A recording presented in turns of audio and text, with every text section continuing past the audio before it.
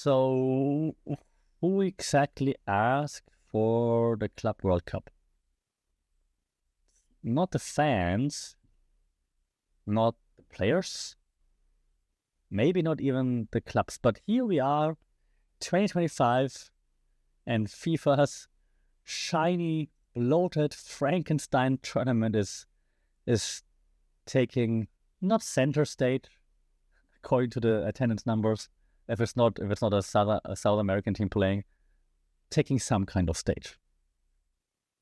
And the thing is, no one really knows. I mean, now we know who's there, but no one knows why they're there, who they qualified. Why is Dortmund there, but not Barcelona? And yeah, we get it. It's been like a 4-year table standings kind of thing. But then why is Inter Miami there again? The rules seem as transparent as a fucked up bathroom mirror, right? Like, yeah, something. Oh, let's come up with something. So just to make sure Messi stare. Okay, the broadcast right? Well, apparently, paid by someone, country to a streaming service. But welcome to the marketing circus where global football collides with global politics, even, and where no one's really checking their receipt, right?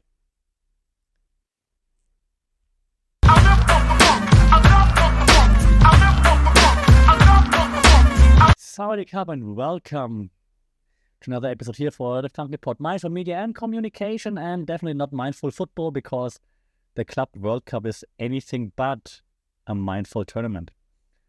Actually, I think it's more like the tournament that no one really asked for, but everybody kind of still has to play in. So let's start with the basics, right? So the Club World Cup used to be, and if you played Football Manager, you know that, used to be the sleepy end of year affair. Oh, pardon me for the cough. I hope AI cuts that out. It used to be like a European team shows up, plays once, wins, flies home. There we go. But now FIFA had other plans. Because nothing says we care about football like tripling the number of matches and forcing clubs to play another tournament in an already absurd calendar. So, tournament expanded to 32 teams. Set in the United States, the football mecca in the summer, right after all the major leagues are done. And FIFA calls it the celebration of club football. Critics call it a scheduling disaster wrapped in a monetization scheme. Where do I stand on this? Let me explain. So a few key theories, like you know what we do here in the podcast, looking into like media theories, right? One theory we discussed many times in the podcast is clear as day here. It's one of the best examples of agenda-setting theory. The FIFA isn't just creating a tournament. They're telling us this matters. Why? Because they say it does. And because they're hoping that media coverage will follow. And of course it does, right? And the second theory we discussed here on the podcast before, the media ritual theory, sporting events aren't just games. They're rituals. So FIFA's betting on that spectacle to mask all the strategic shallowness. Like, hey, you look spectacular football, let's go. Bayern Munich just won 10-0 against Auckland FC. Props to Auckland for following up, by the way. But is this really how it works? So let's look into like what's really happening, okay? Who's in? Well, who knows? So the Club World Cups, I want to call it opaque entry rules. Real Madrid, well, yeah, of course. Manchester City, yeah, of course. But what about teams from Africa, Asia, Oceania? The qualification process, yeah, pretty murky if we're gonna be generous. And yeah, point system based on past performances, but barely anyone knows about it, and even like FIFA officials seem confused at times. And so it's manufactured exclusivity, and like a tournament that you build on this, on not sporting merits, but on branding value, kind of ridiculous, right? But from a Uniprof's point of view, cool, because it gives me a chance to throw lots of theories at you. For example, in this case, we could talk about the cultural capital theory. The clubs aren't selected just for performance, clearly not. They're chosen for prestige. The FIFA wants familiar logos there, not necessarily deserving underdogs. Yeah, they wouldn't want to, I don't know, I don't follow the Premier League, but they wouldn't want to have Brighton there, for example. Of course they want Manchester City there, even if they would have sucked. Or let's stick with that example. It makes it less of a World Cup and more of like a curated ad campaign. Oh, I mean, I'm from Germany. I should take a German example. They want Dortmund there and not Freiburg, for example, right? Yeah, of course. So that's already fishy. Then we go into the broadcasting deal, or should we call it the broadcasting subsidy? So DAZN, right? Still DAZN or ZN, depending how you want to, where in the world you're from. DAZN. As a German, I would call it DAZN. I don't know, it's DAZN. I'm sorry for hating. They won the European broadcasting rights for an estimated 100 million.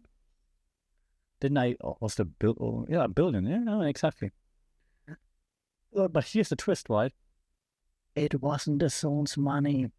The report suggests that the Emirati government actually paid the DAZN to air the tournament in Europe.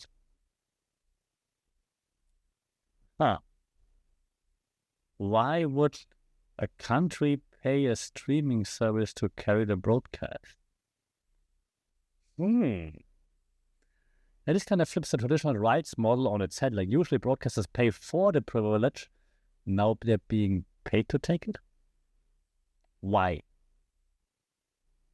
To buy legitimacy, to manufacture buzz, and to launder soft power through sports. So let's be honest, that's one of the main reasons we're having this tournament. And if you think about it, it makes complete sense. Football is the biggest sport in the world. If you want to use, and I know it's an overused term these days, soft power to influence cultures, what better to use than the most popular sport in the world? We talked about this in many podcast episodes before. One of the theories that we mentioned in those episodes is called the political economy of media, meaning this is not content distribution, it's influence distribution. Yeah, let's call it what it is, because as you hear from my coughing, I'm a bit sick right now, so let's keep it short. I apologize already. But it's not sports coverage, it's state-sponsored marketing. And yes, I just called out the DAZN for that. Do I have to say allegedly? But you know what I'm saying. And the thing is, yeah, global stage, but what about the local disinterest? Yeah, nobody seems to care. Like that, except when South American teams are playing, because South American fans are insane. And I love it. It's amazing. I just saw highlights from, I think, Palmeiras. Those fans are insane. It's amazing. Congratulations to the US for finally seeing how football atmosphere is supposed to be. But fans aren't buzzing around the world. Clubs are treating it like a preseason headache. Like, why do we have to be here? We want to be on holidays and we have to, like, start planning the new season. So why do we have to be here? Even the media, right, outside of a few Sayo, let's call it, let's be nice, outside of a few press releases, isn't really hyped. I mean, even, let's be honest, even most media outlets are just sending their B teams there to cover it. And this tournament is an event without a story. It's a spectacle without Without narrative stakes, there's nothing on the line. And FIFA thinks they can fix it, solve it with like hashtags, LED billboards, and a few paid influencers. But the thing is, audiences don't just consume hype. They consume meaning. Leads me to one of the theories you should know. Use and gratification theory, we talk about this many a times. People engage with media that meets their emotional or informational needs. This, it's noise. No mean. Would it be cool if Auckland FC would beat Bayern Munich, would have beaten Bayern Munich? For sure, right? All 10 Auckland FC fans would have been crazy. And there's no offense to Auckland FC. I understand it's a recreational hobby club. So not trying to be mean, I'm just saying no fan of one of the big clubs, if they even have real fans, that was a big, would even care whether or not they win in this competition or not, or how far they go in this competition. Now, what really concerns me about this whole thing is, what does this tell us about the future of sport and media? Because this Club World Cup thing now feels like a stress test for football and maybe sports future. Will fans tolerate bloated calendars? Will broadcasters accept being courted with host nation or with nation subsidies? Will storyless spectacles become the new norm? And most importantly, that's the thing, will anyone dare to say no to FIFA? Because, this tournament isn't about football. It's about how media, money, and power now script the games you watch. 5 years from now, it's going to be a crazy Netflix documentary. I know I hate air quotes. I still hate air quotes, but I had to do it. So my final takeaway here is the Club World Cup is a reminder that modern sports communication isn't about clarity. Clearly, it's about control. Control of narrative, control of attention, and control of the scoreboard that exists off the pitch.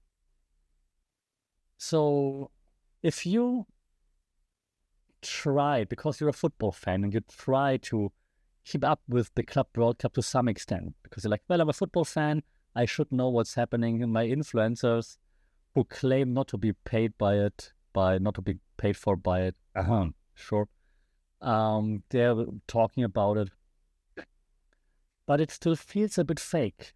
Well, you know why? Because it is.